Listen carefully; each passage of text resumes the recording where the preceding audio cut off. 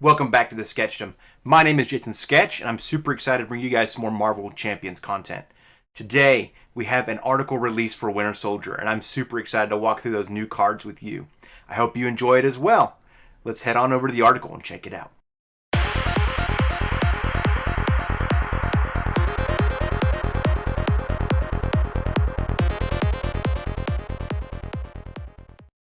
Alright guys, here's the article. I'm super excited about it. Hope you guys are as well. They are presenting Winter Soldier today, and we all knew that it was coming. It was going to be obvious that it was the last hero of this set, but I'm pretty excited about it and hope you guys are as well. I can't wait to walk through these cards with you. I'm hoping to keep this under 10 minutes or less, so let's jump right into it.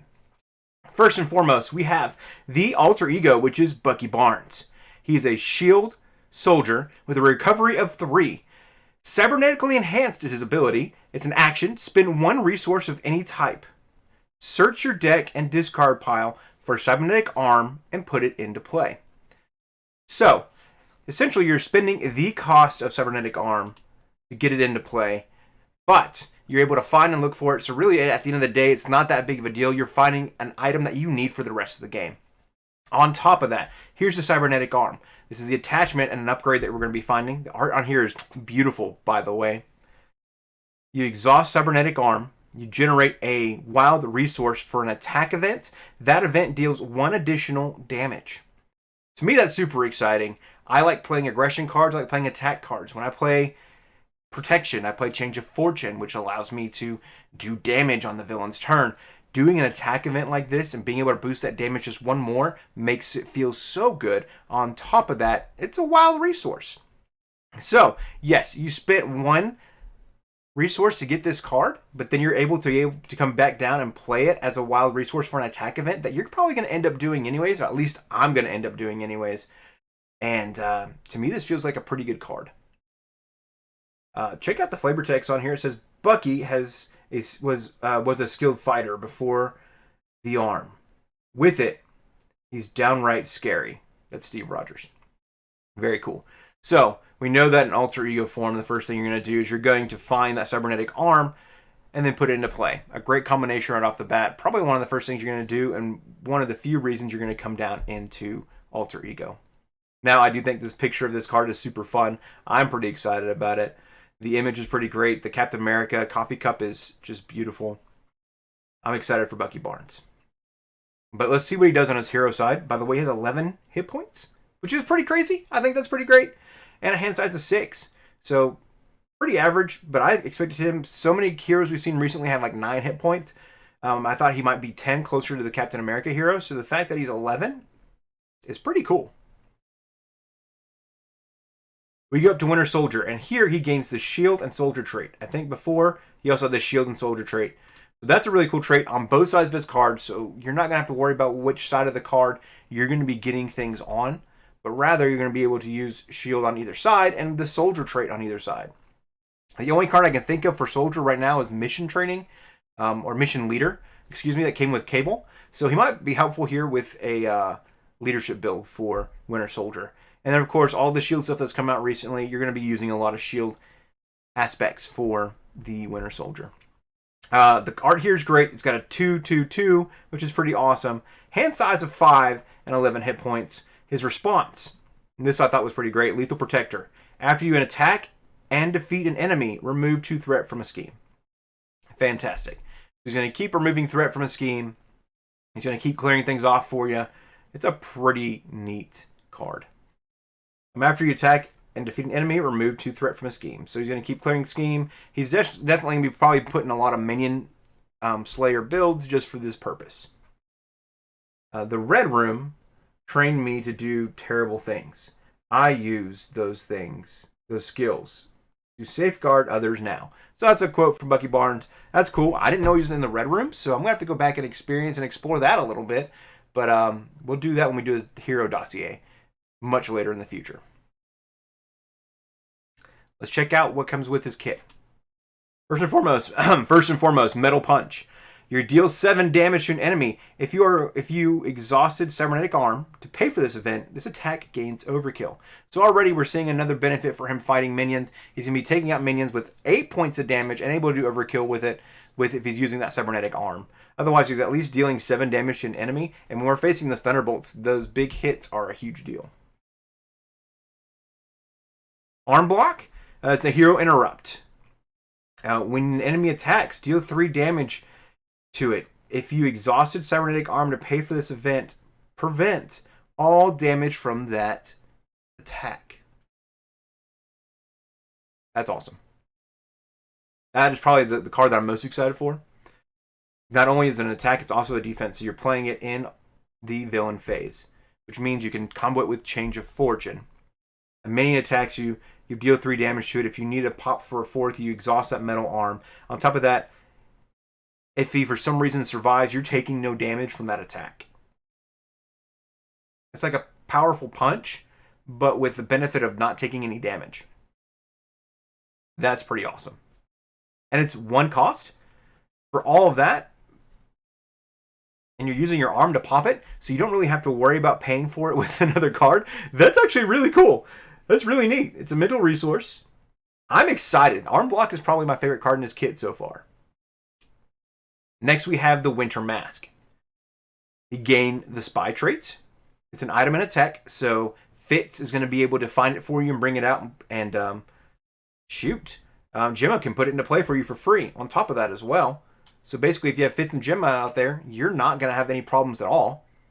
You hear a response after you attack, you defeat an enemy and exhaust Winter Mask. Draw 1 card. So you're basically running Winter Mask and Change of Fortune. You're drawing 2 cards a turn. That's actually going to be a wild build in general. Dude, I'm excited for a Change of Fortune build for Winter Soldier. This should be super cool. Change of Fortune. This is wild. The art here, by the way, I like it a lot. It looks really cool. You really extenuate and see the mask. There's like rain happening in the background. You see him kind of doing his thing. And you gain the Spy trait, so all those spy cards that are out there available for you too can be boosted and used for this. That's awesome. I'm excited for this. Oh yeah, there's that preparation that lets you draw 2 for being a spy. I'll have to check that card out too, because that basic card would probably be really good in his kit as well. Especially if you're able to get this mask out. Next, we have Silent Inflation. After you attack and defeat an enemy, discard this card. It's an upgrade. 2 cost. Ready your hero and confuse an enemy. Great, and it's a preparation card, which makes sense because you saw him in the Black Widow kit, which was focused heavily on preparations, and all those preparations brought him out for free. So it's cool to be able to see him be able to use preparations as well in his kit. You defeat an enemy with the attack, discard this card, ready your hero, and confuse an enemy. Great, so another reason to put him in a Minion Slayer build. And even probably Change of Fortune build if you're slaying minions on the alter ego side. Because you attack, you defeat an enemy, you discard this card, you ready your hero, and then confuse an enemy. Which is probably going to be helpful, especially if someone else is playing Float Like a Butterfly on you or other things as well, or if you have a friend that needs to go down an alter ego, or if you just know that your next turn you probably need to go down to alter ego, this will help protect you in that area as well. Electrical Discharge. Deal 4 damage to an enemy. If you paid for this event using a lightning resource, stun that enemy. With the flavor text of, they just be shocked if you showed them your high school photo, Black Widow. But you deal 4 damage to an enemy. If you pay for this event using a lightning resource, stun the enemy. So you add a stun there. You're dealing 4 damage. The stun and confuse stuff is pretty nice. It's pretty cool that it's coming off his arm there. I think that's pretty great. And stunning an enemy is always a fun thing if you're able to do it. With all the steady and stalwart that's out there, though, it just kind of makes it hard and difficult sometimes to be able to do that. But I'm excited for it. I hope you guys are as well. It's a neat little card. 2 costs for stun is not bad, and you're doing 4 damage. I'm actually not opposed to it. I think it's pretty great. And then we have support in alter ego form. A safe house number 30. So not only does Black Widow have a safe house, so does Nick Fury, and now our main man, Winter Soldier, has a safe house given to him by S.H.I.E.L.D. But it's an alter ego action that you get to use this ability. Exhaust safe house 30. Search the encounter deck for a minion and put it into play engaged with you. Then draw a card. So you're getting yourself to a 7 hand size. You're getting a minion out. and then you're able to use all your minion slaying abilities to kind of clear the board. I think he's going to be a great minion slayer in aggression, as well as a great hero for your change of fortune type builds, especially when you need a minion out there. So I'm excited to see what kind of stuff works well in his kit. Now after this, we're going to see some more aggression cards. So I hope you guys are excited to see some of the trait cards that are coming out. I know I'm stoked. Let's check them out. First and foremost, we're getting Spoiling for a Fight. Discard cards from the top of the encounter deck until you discard a minion. Put that minion into play, engage with you, ready your hero. Sick. 0 cost. So you're basically doing another way to get minions out there. You're not able to do the thwarting like you would with, oh man, the other aggression card that pulls out minions. I'm forgetting the name of that card right now off the top of my head. You see how many times I play it. But you're getting a chance to ready yourself. This would be great in Thor. This will be great in here with his minion slaying abilities he's already showing and displaying. I think this is exciting. For 0 cost to ready yourself, it might be a game-ending card in general, where you're able to complete finishing the villain off, or it may bring out a minion that causes a problem for you. So, but at the end of the day, you're still getting ready, which means you get to make an extra attack. So depending on how you boost it up and made yourself more of a powerhouse, you're going to do more stuff.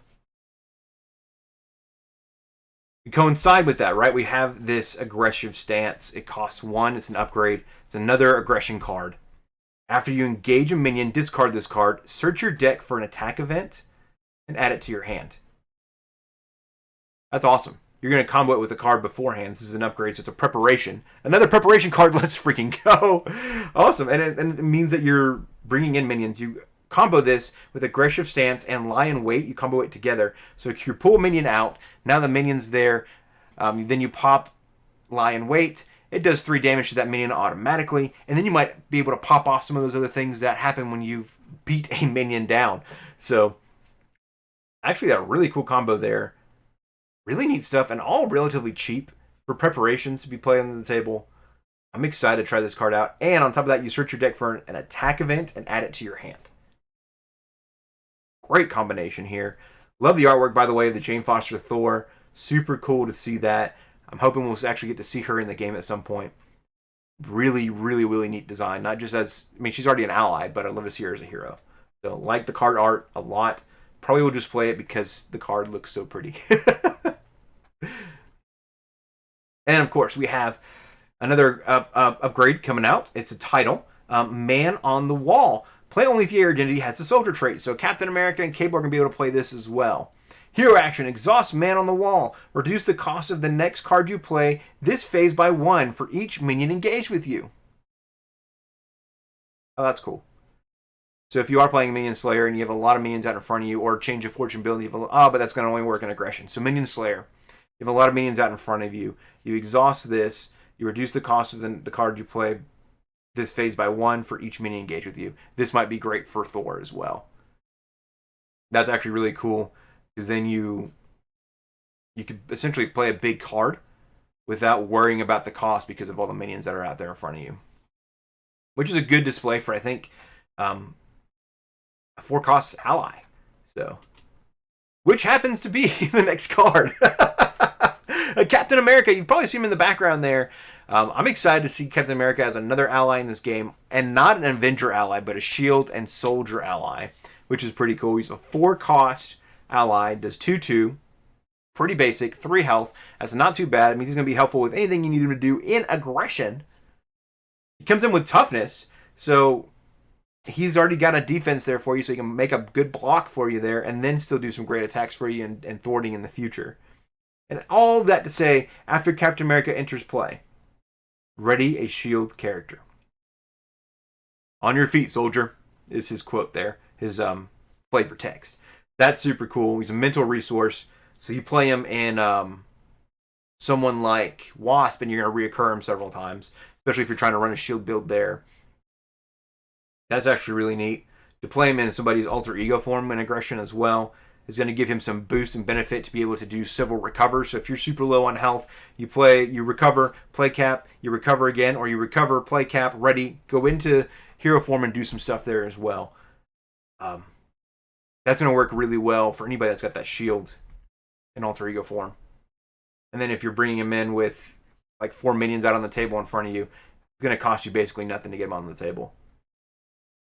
A lot better than our 6 cost Captain America from before.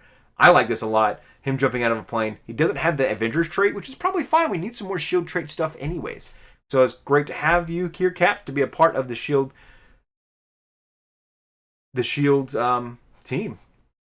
I'm kind of curious. I want to go back. Your identity has to have the soldier trait. So you can't play Cap and then play Man on the Wall. But Man on the Wall can bring Cap out for almost relatively free depending on how many minions you have out on the table, or at least at a reduced cost.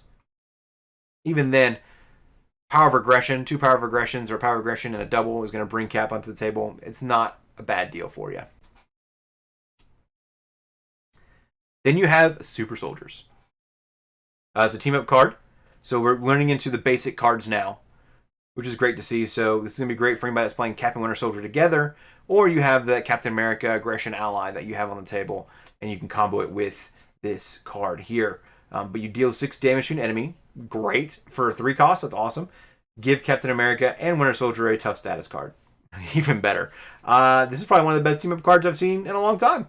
I'm excited for it. I'm excited to play this with my friend who enjoys playing Captain America a lot. So that's awesome.